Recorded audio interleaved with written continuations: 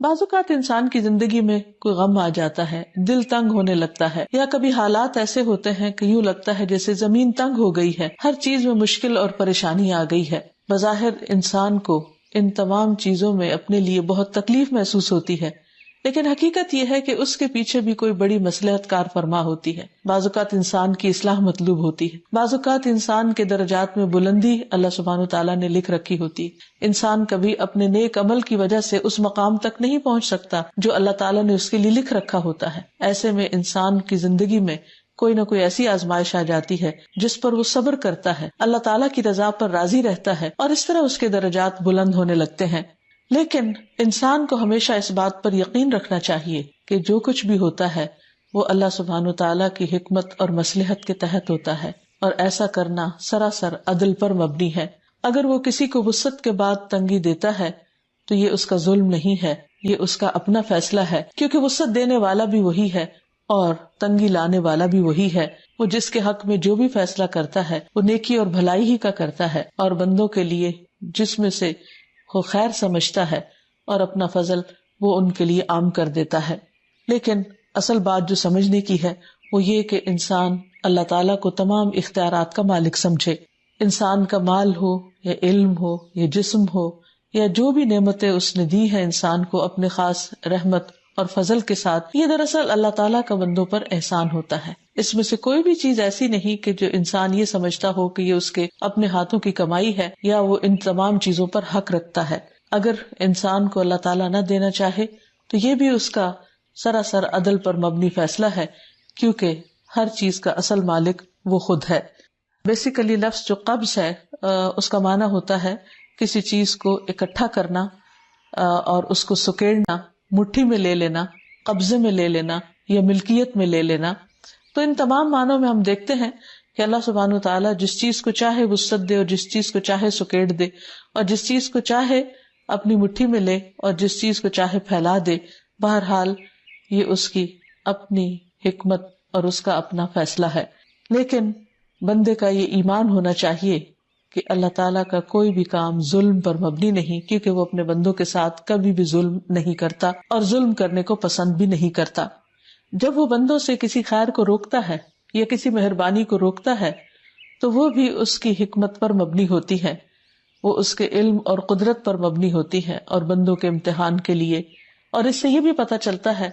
کہ اللہ تعالیٰ ہر چیز پر قادر ہے اور اصل طاقت اسی کی ہے۔ ایک روایت میں آتا ہے کہ رسول اللہ صلی اللہ علیہ وسلم نے فرمایا، اللہ تعالیٰ فرماتا ہے کہ اے ابن آدم تو خرچ کر، تجھ پر خرچ کیا جائے گا۔ اور آپ نے یہ بھی فرمایا کہ اللہ تعالیٰ کا دایاں ہاتھ بھرا ہوا ہے اور رات دن کی فیاضی سے اس میں کمی واقع نہیں ہوتی۔ کیا تم دیکھتے نہیں کہ اس نے آسمان و زمین کی پیدائش سے لے کر اب تک کتنی فیاضی کی ہے؟ وہ دن رات دیتا ہی چلا جا رہا ہے، لیکن اس کے ہاتھ میں کوئی کمی واقع نہیں ہوئی۔ اور پھر فرمایا کہ اللہ تعالیٰ کا عرش پانی پر تھا اور اس کے دوسرے ہاتھ میں روکنے کی قدرت ہے، جسے چاہتا ہے بلند کرتا ہے اور جسے چاہتا ہے پست کر دیتا ہے۔ یعنی اس حدیث سے دو تین باتیں پتہ چلتی ہیں۔ ایک بات تو یہ پتہ چلتی ہے کہ بعض اوقات انسان کے حالات میں تنگی اس کے اپنے اعمال کی وجہ سے بھی ہوتی ہے، اور اس کے برعکس فراخی اس کی کسی نیکی کی وجہ سے بھی ہوتی ہے۔ جیسے یہاں پر یہ بتایا گیا ہے کہ اے ابن آدم تو خرچ کر، تجھ پر خرچ کیا جائے گا، یعنی تو دوسروں کے لیے رزق کے دروازے کھول دے تو تیرے لیے دروازے کھول دیے جائیں گے۔ اور بعض اوقات انسان دوسروں پہ بند کرتا ہے تو اللہ تعالیٰ اس کے حالات میں تنگی پیدا کر دیتا ہے، جیسے نبی صلی اللہ علیہ وسلم نے حضرت اسماء سے کہا تھا کہ لا تو کی فیو کا علیہ کی، تو مت روکنا ورنہ تم پر روک دیا جائے گا، یعنی دوسروں کے ساتھ خیر اور بھلائی اور فیاضی کا معاملہ کرتے رہو۔ دوسری بات یہ ہے کہ اللہ سبحانہ وتعالیٰ بعض اوقات ایک شخص کو زیادہ دیتا ہے اور بعض اوقات اس سے روک کر دوسرے کو زیادہ دیتا ہے، اور بعض اوقات بعض اقوام کو زیادہ نوازتا ہے بعض کے مقابلے میں، لیکن اس کا دینا بھی امتحان کا ہے اور اس کا روک لینا بھی دراصل امتحان ہے۔ دوسری بات یہ ہے کہ ایسا نہیں اس کے پاس سپلائی میں کوئی کمی واقع ہو جاتی ہے یا اس کے پاس نہیں ہوتا تو وہ اس وجہ سے نہیں دے سکتا، وہ ہر حال میں دے سکتا ہے اور دیتا ہے، لیکن یہ وجہ اسی کو معلوم ہوتی ہے کہ وہ کسی سے کیوں روک رہا ہے، اور پھر جس کو چاہتا ہے بلندی عطا کرتا ہے اور جس کو چاہتا ہے وہ پست کر دیتا ہے۔ پھر اسی طرح کچھ اسباب اور بھی ایسے ہوتے ہیں کہ جن کی بنیاد پر تنگی واقع ہو جاتی ہے، اور بعض اسباب ایسے ہوتے ہیں کہ جن پر انسان کے لیے کشادگی ہو جاتی ہے، یعنی جن کی وجہ سے اللہ تعالیٰ فرماتے ہیں قل ان الفضل بید اللہ یؤتیہ من یشاء واللہ واسع علیم، آپ کہہ دیجئے کہ بے شک فضل اللہ کے ہاتھ میں ہے، یعنی سارا اختیار تو اللہ کے ہاتھ میں ہے، جس پر جتنا چاہے کر دے، یؤتیہ من یشاء، وہ جس کو چاہتا ہے عطا کرتا ہے، اور اللہ تعالیٰ وسعت والا ہے، علم والا ہے، یعنی جب وہ دینے لگے تو کوئی روک نہیں سکتا، اور اگر وہ روک دے تو کوئی دے نہیں سکتا. جیسا کہ ہر نماز کے بعد نبی صلی اللہ علیہ وسلم نے یہ دعا سکھائی ہے، اللہم لا مانع لما اعطیت ولا معطی لما منعت، اے اللہ کوئی روکنے والا نہیں جس کو تو عطا کر دے، یعنی جسے تو دینے کا فیصلہ کر لے اس سے کوئی بھی نہیں روک سکتا، ولا معطی لما منعت، اور جس سے تو روک دے اسے کوئی دینے والا نہیں، یعنی اصل اختیار تو تیرے ہی پاس ہے. ولا ينفع ذا الجد منك الجد، اور کسی بزرگی والے کو کوئی بزرگی فائدہ نہیں دیتی تیری بزرگی کے سامنے، یعنی جس پر تو فضل کرنا چاہے اسی پر ہی حقیقت میں فضل ہو سکتا ہے. پھر اسی طرح اللہ سبحانہ تعالیٰ نے دنیا میں انسانوں کے درجات رکھے ہیں، کسی کو ایک چیز میں فضیلت دی ہے، کسی کو دوسری چیز میں، تمام انسانوں کو برابر پیدا نہیں کیا. مشہور محاورہ ہے کہ 5 انگلیاں برابر نہیں ہوتی، جس کو زیادہ ملتا ہے وہ بھی امتحان میں ہوتا ہے، اور جس کو کم ملتا ہے وہ بھی امتحان میں ہوتا ہے، کیونکہ یہ دنیا ہے ہی امتحان کے لیے، اور اس میں انسان کے ساتھ اونچ نیچ جو بھی واقع ہوتی ہے وہ دراصل اس کو سکھانے کے لیے ہوتی ہے اور اللہ سبحانہ تعالیٰ کی طرف پلٹانے کے لیے. قرآن مجید میں اللہ تعالیٰ فرماتے ہیں وَنَبْلُوكُمْ بِالْخَيْرِ وَالشَّرِّ فِتْنَةً، کہ ہم تمہیں اچھے برے حالات کے ساتھ آزماتے رہیں گے، یعنی کبھی انسان کے اوپر وسعت ہوگی اور کبھی تنگی ہوگی. یہ تنگی جسم میں، مال میں، علم میں اور انسان کے احساسات اور جذبات کے اعتبار سے ہے. پھر اسی طرح ساتھ یہ بھی بتا دیا گیا کہ اس تنگی کو دور کرنے کا طریقہ کیا ہے اور اس سے نجات کیسے ہو. جیسے انسان کے بعض اعمال انسان پر تنگی لاتے ہیں، اسی طرح بعض اعمال انسان کے لیے وسعت بھی لاتے ہیں. اللہ سبحانہ وتعالیٰ فرماتے ہیں من ذا الذی یقرض اللہ قرضا حسنا فیضاعفہ لہ اضعافا کثیرہ واللہ یقبض وَيَبْسُطُ وَإِلَيْهِ تُرْجَعُونَ، کون ہے وہ جو اللہ کو قرض حسنہ دے، یعنی اللہ کے راستے میں مال خرچ کرے تو اللہ تعالیٰ اسے کئی گنا بڑھا چڑھا کر عطا کرے، زیادہ دے، اور اللہ ہی لوگوں کا رزق تنگ کرتا ہے اور کشادہ کرتا ہے، اور تمہیں اسی کے پاس واپس لوٹ کر جانا ہے. تو اس سے یہ بات پتہ چلتی ہے کہ جب انسان خالصتاً اللہ کی رضا کے لیے اللہ کے راستے میں دیتا ہے تو اللہ تعالیٰ اس کے لیے وسعت پیدا کرتا ہے، کیونکہ وسعت پیدا کرنا بھی اسی کے اختیار میں ہے، اسی کے قبضہ قدرت میں ہے، اور تنگی کرنا بھی اسی کے حکم، اسی کی مرضی اور اسی کی رضا سے ہوتا ہے. تو انسان کو چاہیے کہ وہ ایسے اعمال کرتا رہے کہ جس سے اس کے حالات بہتری کی طرف جائیں اور وہ دوسروں کے ساتھ بھلائی کرتا رہے تاکہ اس کے ساتھ بھلائی ہوتی رہے. پھر اسی طرح خرچ نہ کرنے کی وجہ سے بھی روکنے والا ہے، یعنی جب کوئی شخص بخل کرتا ہے، تنگی کرتا ہے تو اس سے بھی خیر روک دی جاتی ہے. نبی صلی اللہ علیہ وسلم نے فرمایا جب بھی سورج طلوع ہوتا ہے تو اس کے دونوں پہلوؤں میں 2 فرشتے بھیجے جاتے ہیں جو یہ منادی کرتے ہیں، اور اس منادی کو جن و انس کے علاوہ تمام اہل زمین سنتے ہیں کہ اے لوگو اپنے رب کی طرف آؤ، یعنی سب کو پکارا جا رہا ہوتا ہے، اے لوگو اپنے رب کی طرف آؤ، کیونکہ وہ تھوڑا جو کافی ہو جائے اس سے بہتر ہے جو غفلت میں ڈال دے. یعنی اگر زیادہ مال ہو انسان کے پاس اور انسان اللہ تعالیٰ کو بھول جائے تو اس سے بہتر ہے کہ کم ہو جس کی وجہ سے وہ رب کو نہ بھولے، کیونکہ رب کی یاد دنیا بھر کی دولت سے زیادہ بہترین اور قیمتی چیز ہے. اسی طرح جب بھی سورج غروب ہوتا ہے تو سورج کے دونوں پہلوؤں میں 2 فرشتے بھیجے جاتے ہیں جو یہ منادی کرتے ہیں، اور اس منادی کو، یعنی منادی کا مطلب ہے آواز دیتے ہیں، پکار کر کہتے ہیں، جس آواز کو زمین و آسمان کی تمام چیزیں سنتی ہیں سوائے انسان اور جن کے، کہ اے اللہ، یعنی وہ فرشتے کیا کہتے ہیں، اے اللہ خرچ کرنے والے کو اس کا نعم البدل عطا فرما، یعنی اس سے بھی بہتر چیز عطا کر، اور اے اللہ روک کر رکھنے والے کے مال کو ہلاک کر دے، یعنی جو دوسروں کے لیے خیر و بھلائی نہ کرے پھر تو اس سے بھی خیر و بھلائی کو دور کر دے. تو اس سے یہ بات پتہ چلتی ہے کہ جہاں ایک طرف اللہ تعالیٰ کی حکمت اور مصلحت ہوتی ہے روکنے میں، وہاں دوسری طرف انسان کے کچھ اعمال بھی ایسے ہوتے ہیں جن کی وجہ سے رزق میں تنگی ہونے لگتی ہے یا خیر و بھلائی آنا رک جاتی ہے، اور خصوصاً اس وقت جب انسان دوسروں سے خیر و بھلائی روک لیتا ہے. پھر اسی طرح اللہ سبحانہ و تعالیٰ کے پاس تو ہر چیز کے خزانے ہیں، لیکن وہ ایک محدود حد کے اندر لوگوں کو دیتا ہے تاکہ زمین میں سرکشی اور فساد ہی نہ پھیل جائے. کیونکہ اگر اللہ سبحانہ و تعالیٰ اس دنیا میں ہر ایک کو ان لمیٹڈ دے دے تو پھر زمین اس سے بھی زیادہ فساد سے بھر جائے، جس سے جو آج ہم دیکھتے ہیں. قرآن پاک میں اللہ تعالیٰ فرماتے ہیں سورۃ الشورى آیت نمبر 27 میں وَلَوْ بَسَطَ اللَّهُ الرِّزْقَ لِعِبَادِهِ لَبَغَوْا فِي الْأَرْضِ وَلَكِنْ يُنَزِّلُ بِقَدَرٍ مَا يَشَاءُ إِنَّهُ بِعِبَادِهِ خَبِيرٌ بَصِيرٌ. اور اگر اللہ اپنے سب بندوں کو وافر رزق عطا کر دیتا تو وہ زمین میں سرکشی سے ادھم مچا دیتے، مگر وہ ایک اندازے سے جتنا چاہتا ہے نازل کرتا ہے، یقیناً وہ اپنے بندوں سے باخبر ہے، انہیں دیکھ رہا ہے. یعنی اللہ سبحانہ تعالیٰ کو یہ معلوم ہے کہ کس بندے کو، کس قوم کو کیا دیا جانا چاہیے تاکہ وہ دنیا میں بھلے طریقے سے جی سکیں، کیونکہ بعض نعمتوں کا اضافہ انسانوں کے اندر سرکشی پیدا کر دیتا ہے. اسی طرح بعض اوقات اللہ تعالیٰ بطور سزا بھی بعض نعمتوں کو سلب کر لیتا ہے، یعنی انسان سے واپس لے لیتا ہے، جس میں قرآن مجید میں 2 باغ والوں کا قصہ بتایا گیا ہے، جن میں سے ایک کو اپنے باغ پر تکبر تھا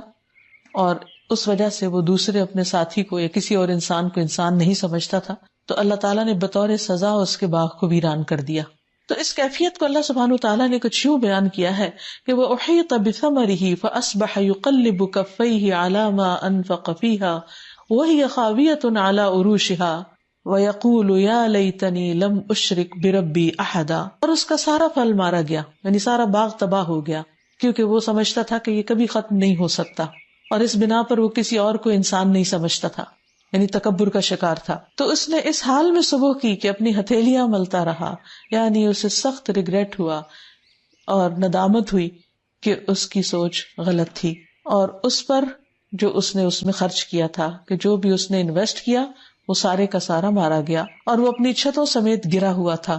اور کہتا تھا اے کاش میں اپنے رب کے ساتھ کسی اور کو شریک نہ کرتا. پھر اسی طرح ایک اور قصہ بھی ملتا ہے سورۃ القلم میں. اللہ تعالیٰ فرماتے ہیں انا بلوناہم کما بلونا اصحاب الجنہ. ان مکہ والوں کو ہم نے اسی طرح آزمایا ہے جیسے باغ والوں کو آزمایا. اذ اقسموا لیسرمنہا مصبحین ولا یستثنون فطاف علیہا طائف من ربک وہم نائمون فاصبحت کالصریم. جب انہوں نے قسمیں کھائیں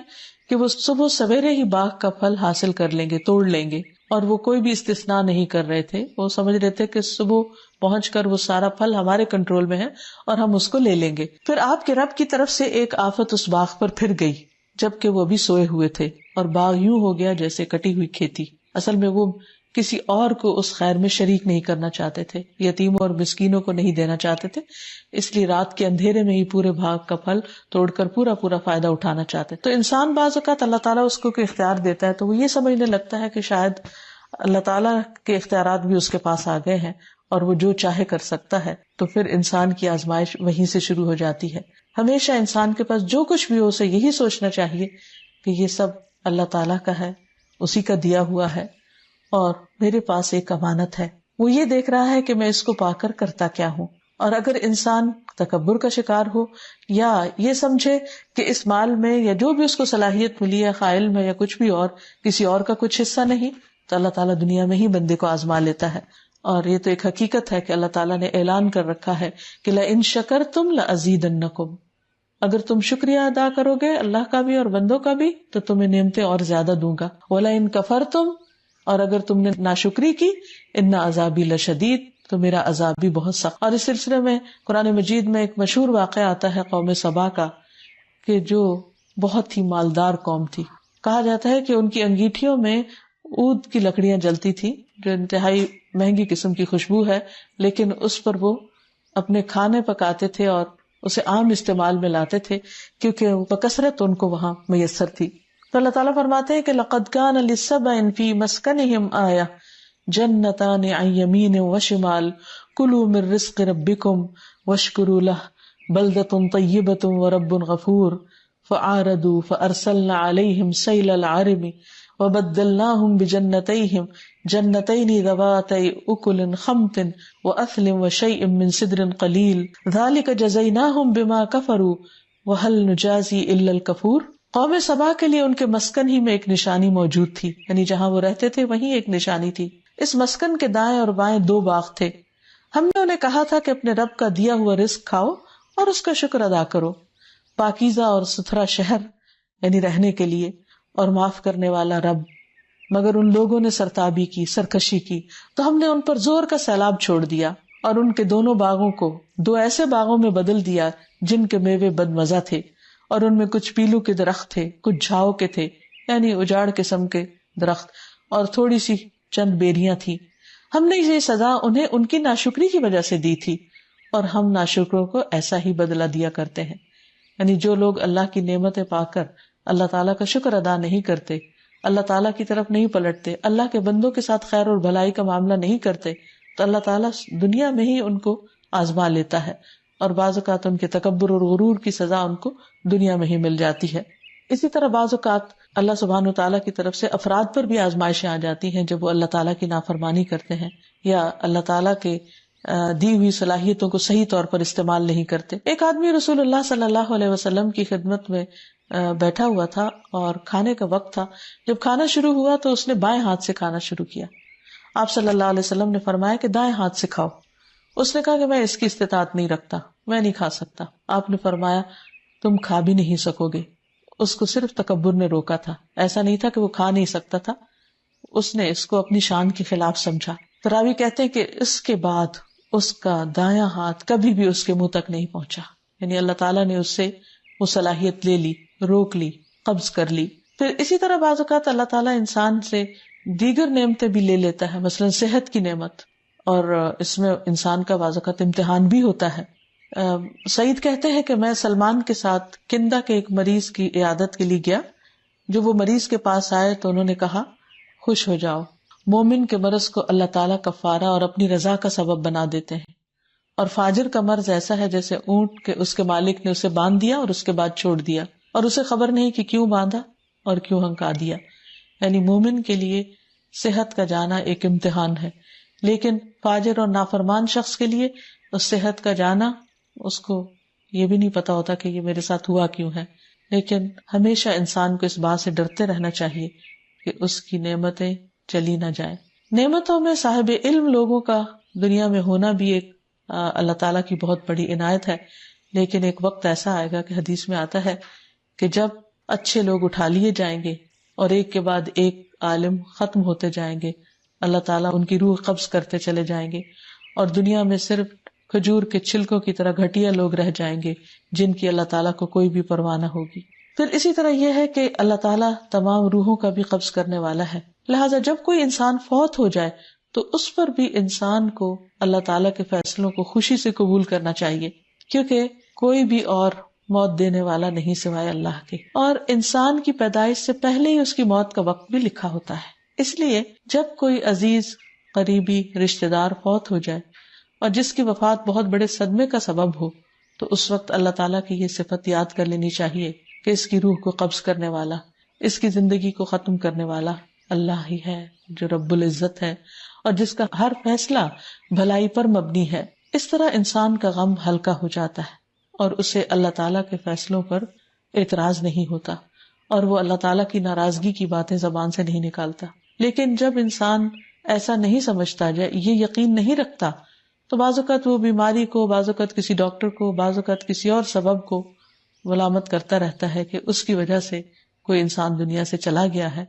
ٹھیک ہے، ہر چیز اسباب کے پردے میں ہوتی ہے، لیکن انسان کو یہ یاد رہے کہ اصل میں زندگی اللہ تعالیٰ کی ایک نعمت ہے، جب تک وہ چاہے عطا کرے اور جب چاہے لے لے، اور کوئی بھی چیز اس کے جانے کا بہانہ بن جائے۔ اب یہ ہے کہ کسی بھی چیز کو قبض کرنا، اپنی مٹھی میں لینا، اس کو واپس لے لینا، یہ اللہ سبحانہ و تعالیٰ کی ایک صفت ہے، لیکن کس طرح یہ کام ہوتا ہے، اس کا طریقہ کیا ہے، اس کو ہم نہیں جانتے، یعنی ہم اس کی کیفیت نہیں بتا سکتے۔ اسی طرح کسی چیز کے ساتھ ہم اس کو تشبیہ نہیں دے سکتے، اور نہ ہی ہم اس کا انکار کر سکتے ہیں، کیونکہ جو چیزیں اللہ تعالیٰ نے اپنے بارے میں خود بتا دی ہیں، ہماری ذمہ داری یہ بنتی ہے کہ ہم ان پر ایمان لانے والے ہوں۔ اگر اللہ تعالیٰ مٹھی کا ذکر کرتے ہیں یا اپنے ہاتھ کا ذکر کرتے ہیں تو ہم اس پر ایمان رکھتے ہیں کہ ہاں، اس کا ہاتھ اور اس کی مٹھی جیسے اس کے جلال اور شان کے لائق ہے وہ ویسی ہی ہے، اور اسی طرح ہم اس کو مانتے ہیں۔ اور اس کا ذکر متعدد آیات اور احادیث وغیرہ میں بھی ہوتا ہے. مثلاً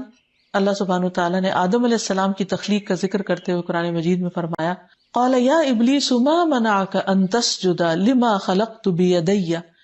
استکبرت ام کنت من العالین. اللہ تعالیٰ نے ابلیس سے پوچھا اے ابلیس جس انسان کو میں نے اپنے ہاتھوں سے بنایا اسے سجدہ کرنے سے تجھے کس بات نے روک دیا؟ کیا تو بڑا بننا چاہتا ہے یا تو ہے ہی اونچا درجہ رکھنے والوں میں سے؟ یعنی تو سمجھتا کیا ہے خود کو؟ یعنی تم اللہ کے حکم پر جھکے کیوں نہیں؟ تو اس میں اللہ سبحانہ وتعالیٰ نے آدم علیہ السلام کو اپنے ہاتھ سے بنانے کا ذکر کیا. اس سے یہ بات بھی پتہ چلتی ہے کہ اللہ تعالیٰ نے ان کو کتنی عزت بخشی، جیسے کہ قرآن مجید میں آتا ہے وَلَقَدْ كَرَّمْنَا بَنِي آدم، ہم نے بنی آدم کو عزت و اکرام بخشا. تو جب اللہ تعالیٰ نے انسان کو عزت بخشی تو انسان کو بھی چاہیے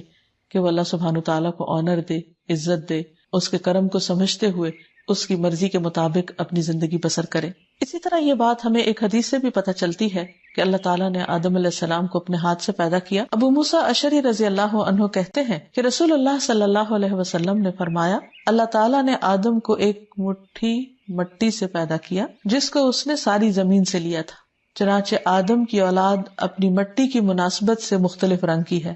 کوئی سفید، کوئی سرخ، کوئی کالا، کوئی ان کے درمیان کا، کوئی نرم خو تو کوئی درست خو، کوئی سخت گیر، کوئی خبیث تو کوئی پاک باز، یعنی جیسی مٹی ویسا خمیر. پھر اسی طرح اللہ سبحانہ وتعالیٰ نے اپنے ہاتھ کا ذکر ایک اور جگہ پر بھی کیا. ابو ہریرہ کہتے ہیں کہ رسول اللہ صلی اللہ علیہ وسلم نے فرمایا تمہارے رب نے مخلوق کی تخلیق سے پہلے اپنے آپ پر اپنے ہاتھ سے لکھ لیا تھا کہ میری رحمت میرے غصے سے آگے ہے. یعنی اللہ سبحانہ وتعالیٰ نے اپنے ہاتھ سے لکھا بھی. پھر اللہ تعالیٰ نے اپنے ہاتھ سے کائنات کو بنایا. سورۃ یاسین میں آتا ہے اولم یروا انا خلقنا لهم مما عملت ایدینا انعاما فهم لها مالکون. کیا وہ دیکھتے نہیں کہ جو چیزیں ہم نے اپنے ہاتھوں سے بنائی ہیں ان میں سے ہم نے ان کے لیے چوپائے پیدا کیے اور اب یہ ان کے مالک ہیں. یعنی انسان کی ضرورت کی چیزیں بھی اللہ تعالیٰ نے اپنے ہاتھوں سے بنائی. تورات کو بھی اللہ تعالیٰ نے اپنے ہاتھ سے لکھا. آدم علیہ السلام نے کہا موسیٰ علیہ السلام کو کہ اللہ تعالیٰ نے آپ کو ہم کلامی کے لیے چنا اور آپ کے لیے اپنے ہاتھ سے تورات لکھی، یعنی آپ کو یہ اعزاز بخشا. پھر اسی طرح بندوں کے دل اللہ کی انگلیوں کے درمیان ہے، اس سے بھی اللہ تعالیٰ کے ہاتھ کا اس بات ہوتا ہے. پھر اسی طرح اللہ تعالیٰ بہترین صدقے کو، یہ جو طیب مال سے صدقہ دیا جاتا ہے، اس کو اپنی ہتھیلی پر رکھتا ہے. حدیث میں آتا ہے آپ صلی اللہ علیہ وسلم نے فرمایا جو شخص پاکیزہ مال میں سے جو بھی صدقہ کرتا ہے اور اللہ تعالیٰ پاکیزہ چیز کو ہی قبول کرتا ہے تو رحمان اس چیز کو اپنے دائیں ہاتھ میں لے لیتا ہے، اور اگر وہ کھجور ہو تو اس طرح وہ رحمان کی ہتھیلی میں نشو و نما پاتی ہے. اب کیسے یہ ہم نہیں جانتے، ہمیں جیسے بتایا گیا ہم پر لازم ہے کہ ہم اس پر ایسے ہی ایمان لیں، اور یہ صحیح مسلم کی حدیث ہے. یہاں تک کہ پہاڑ سے بھی بڑی ہو جاتی، یعنی اللہ سبحانہ تعالیٰ اس میں اتنی برکت ڈالتا ہے جس طرح تم میں سے کوئی شخص اپنے گھوڑے کے بچے کی پرورش کرتا ہے. تو اس سے بھی اللہ سبحانہ تعالیٰ کی ہتھیلی کا ذکر ملتا ہے. پھر قیامت کے دن اللہ تعالیٰ زمین و آسمان کو اپنے ہاتھ میں لپیٹ لیں گے. قرآن مجید میں اللہ تعالیٰ فرماتے ہیں وَمَا قَدَرُ اللَّهَ حَقَّ قَدْرِهِ وَالْأَرْضُ جَمِيعًا قَبْضَتُهُ يَوْمَ الْقِيَامَةِ وَالسَّمَاوَاتُ مَطْوِيَّاتٌ بِيَمِينِهِ سُبْحَانَهُ وَتَعَالَى عَمَّا يُشْرِكُونَ. ان لوگوں نے اللہ کی قدر نہیں کی جیسا کہ اس کی قدر کرنے کا حق ہے. قیامت کے دن ساری زمین اس کی مٹھی میں ہوگی اور تمام آسمان اس کے دائیں ہاتھ میں لپیٹے ہوئے ہوں گے. وہ ان باتوں سے پاک اور بالا تر ہے جو یہ لوگ شریک ٹھہراتے ہیں، یعنی اس کے ساتھ شرک کرتے ہیں. اسی طرح بعض روایات سے بھی پتہ چلتا ہے کہ ایک شخص نبی صلی اللہ علیہ وسلم کے پاس آیا اور کہنے لگا اے محمد ہم تورات میں پاتے ہیں کہ اللہ تعالیٰ آسمانوں کو ایک انگلی پر رکھے گا، یعنی اللہ تعالیٰ کی انگلیوں کا بھی ذکر ہے اور ایک انگلی پر رکھے گا. اسی طرح زمین کو ایک انگلی پر، درختوں کو ایک انگلی پر، پانی اور مٹی کو ایک انگلی پر، اور تمام مخلوقات کو یعنی باقی مخلوقات کو ایک انگلی پر رکھے گا اور پھر فرمائے گا کہ میں ہی بادشاہ ہوں. تو اس پر آپ صلی اللہ علیہ وسلم ہنس دیے اور آپ کے سامنے کے دانت بھی دکھائی دینے لگے. تو آپ کا یہ ہنسنا دراصل اس یہودی عالم کے علم کی تصدیق میں تھا. پھر آپ نے یہ آیت تلاوت کی وما قدر اللہ حق قدرہ، انہوں نے اللہ کی قدر نہیں کی جیسا کہ قدر کرنے کا حق ہے. والارض جمیعا قبضتہ یوم القیامہ، زمین ساری کی ساری اس کی مٹھی میں ہوگی قیامت کے دن. یعنی ہر چیز پر آج بھی اللہ کا کنٹرول ہے اور کل قیامت کے دن بھی اللہ سبحانہ تعالیٰ ہی کا کنٹرول ہوگا. پھر اسی طرح ایک اور روایت میں آتا ہے کہ رسول اللہ صلی اللہ علیہ وسلم جب ممبر پر تھے تو اس وقت یہ بات سب لوگوں کو بتا رہے تھے کہ اللہ جبار اپنے آسمان اور زمین کو ہاتھ میں لے لیں گے، یعنی قیامت کے دن، اور مٹھی بند کی اور اسے کھولنے لگے، پھر فرمائیں گے میں ہوں جبار، کہاں ہے جبار، کہاں ہے تکبر کرنے والے۔ راوی کہتے ہیں کہ رسول اللہ صلی اللہ علیہ وسلم دائیں اور بائیں جھک رہے تھے، حتیٰ کہ میں نے دیکھا کہ ممبر تک نیچے ہل رہا ہے، مجھے اندیشہ ہوا کہ کہیں یہ گر نہ پڑے رسول اللہ صلی اللہ علیہ وسلم کو ساتھ لے کر۔ یعنی اس وقت آپ کی کیفیت ایسی تھی کہ وہ قیامت کا نقشہ آپ کے سامنے آ رہا تھا، اور آپ اس کے خوف کی وجہ سے ایک طرح سے خود بھی لرز رہے تھے اور لوگوں کو بھی بتا رہے تھے کہ قیامت کے دن اللہ تعالیٰ کے اقتدار اور اختیار کا کیا عالم ہوگا۔ تو آپ دیکھیے کہ اگر ہر چیز اللہ کے قبضہ قدرت میں ہے اور القابض وہی ہے، تو پھر ہمیں کس طرح کا معاملہ کرنا چاہیے، اور اس کی ملکیت کو اور اس کے قبضہ قدرت کو مان جانا چاہیے، اور اپنے آپ کو بندگی کے لیے اللہ کے سپرد کر دینا چاہیے۔ پھر اسی طرح یہ ہے کہ اللہ سبحانہ تعالیٰ سے انسان کو دعا بھی مانگتے رہنا چاہیے، اور جب دعا مانگے تو اس وقت اس بات کا یقین ہو کہ وہی دینے والا ہے،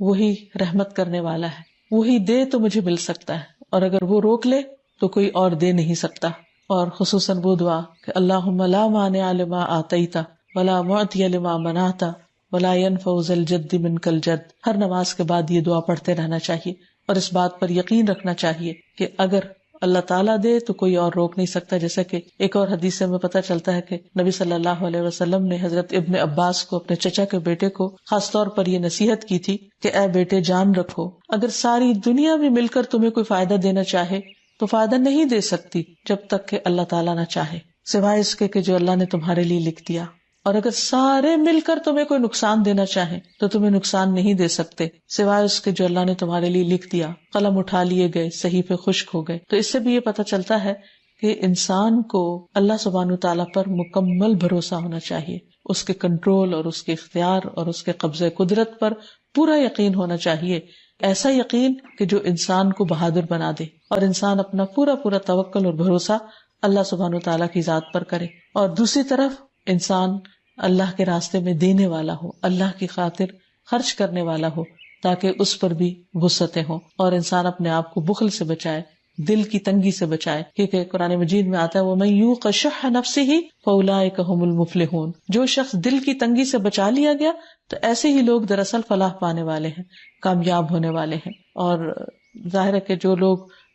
بخل کرتے ہیں، دلوں کے تنگ ہوتے ہیں، دوسروں کو معاف نہیں کرتے، باتیں دل میں رکھ لیتے ہیں، خود بھی سینے کی گھٹن کا شکار ہوتے ہیں اور دوسروں کے لیے بھی ماحول کو پراگندہ کرتے ہیں، ایسے کام کرنے والے دراصل اللہ تعالیٰ کی پسند کا کام نہیں کرتے۔ تو ہمیں ہر طرح کی تنگی سے اپنے آپ کو بچانا چاہیے، اور پھر یہ ہے کہ تقدیر پر راضی رہنا چاہیے، کیونکہ اللہ سبحانہ تعالیٰ نے ہی انسان کے حق میں جو لکھا وہ بہترین لکھا، اور کسی پر بھی ظلم نہیں کیا۔ انسان جب اس کے حالات تنگ ہونے لگے تو یہ بات یاد رکھے کہ قُل لَن يُصِيبَنَا إِلَّا مَا كَتَبَ اللَّهُ لَنَا، آپ کہہ دیجئے کہ ہمیں کچھ ایسا نہیں پہنچ سکتا مگر جو اللہ نے ہمارے لیے لکھ دیا، اور اس کے لکھنے میں بھی بھلائی ہے۔ اور پھر انسان یوں تنگی آنے پر بھی راضی رہتا ہے۔ نبی صلی اللہ علیہ وسلم نے فرمایا زیادہ ثواب بڑی آزمائش کے ساتھ ہے، اور بے شک اللہ تعالیٰ جب کسی قوم سے محبت کرتا ہے تو انہیں آزمائش میں مبتلا کر دیتا ہے، جو راضی ہو جائے اس سے راضی ہوتا ہے، اور جو ناراض ہو اس سے وہ ناراض ہوتا ہے۔ پھر اسی طرح تنگی پر صبر اور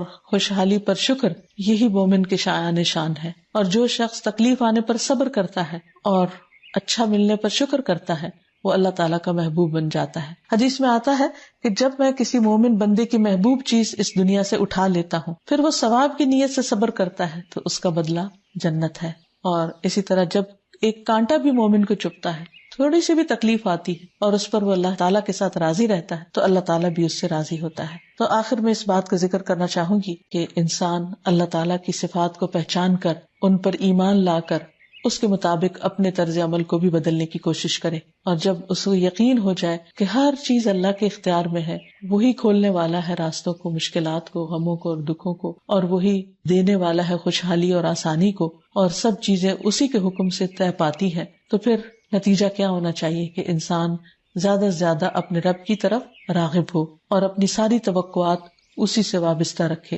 اور پھر امیری اور فقیری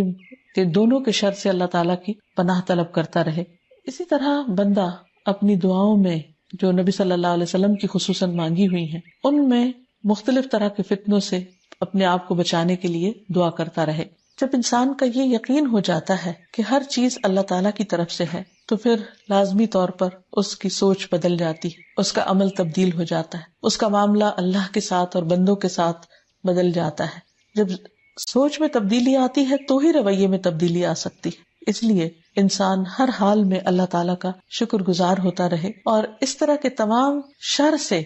اپنے آپ کو اللہ کی پناہ میں دیتا رہے۔ نبی صلی اللہ علیہ وسلم ان کلمات کے ساتھ دعا کیا کرتے تھے، اللہم انی اعوذ بک من فتنۃ النار وعذاب النار ومن شر الغنی والفقر۔ اے اللہ، میں تیری پناہ چاہتا ہوں آگ کے فتنے سے، آگ کے عذاب سے، مالداری کے شر سے اور فقیری کے شر سے، کیونکہ ہر چیز کے اندر خیر بھی ہے اور شر بھی ہے، اور اللہ تعالیٰ ہی ہے جو بندے کو ہر طرح کے شر سے محفوظ رکھ سکتا ہے۔ اور پھر یہ بھی ہے کہ بعض اوقات نعمت کا ہونا انسان کے حق میں اچھا نہیں ہوتا، اور بعض اوقات نعمت کا جانا انسان کے حق میں اچھا ثابت ہوتا ہے۔ بہرحال انسان اللہ سے خیر ہی مانگتا رہے۔ نبی صلی اللہ علیہ وسلم کی ایک اور بہت خوبصورت دعا ہے، اللہم انی اعوذ بک من العجز والکسل والجبن والبخل والحرم والقسوۃ والغفلۃ والعیلۃ والذلۃ والمسکنہ واعوذ بک من الفقر والکفر والفسوق والشقاق والنفاق والسمعۃ والریاء واعوذ بک من الصمم والبکم والجنون والجذام والبرص وسیء الاسقام۔ اے اللہ، میں تیری پناہ مانگتا ہوں عاجزی اور سستی، بزدلی اور بخل سے، انتہائی بڑھاپے اور دل کی سختی سے، غفلت سے، مفلسی اور ذلت سے اور ناداری سے، اور میں تیری پناہ مانگتا ہوں محتاجی اور کفر سے، نافرمانی اور مخالفت اور نفاق سے، بری شہرت اور دکھاوے سے، اور میں تیری پناہ مانگتا ہوں بہرے پن، گنگے پن اور پاگل پن سے، کوڑھ، برس اور تمام بری بیماریوں سے۔ کتنی خوبصورت دعا ہے جو انسان کو ہر طرح کے غموں سے آزاد کرنے والی ہے۔ اور پھر آخر میں انسان کو یہ دعا مانگنی چاہیے کہ اللہ تعالیٰ کسی آزمائش کے بغیر ہی موت دینا، اور ہم مرتے وقت تیرے ہی پسندیدہ دین پر دنیا سے رخصت ہو اور تجھے راضی کر کے ہی دنیا سے جائیں۔ تو بہرحال یہ تھی اللہ سبحانہ تعالیٰ کی صفت القابض، کہ اللہ ہی ہے جو ہر چیز پر مکمل کنٹرول رکھتا ہے۔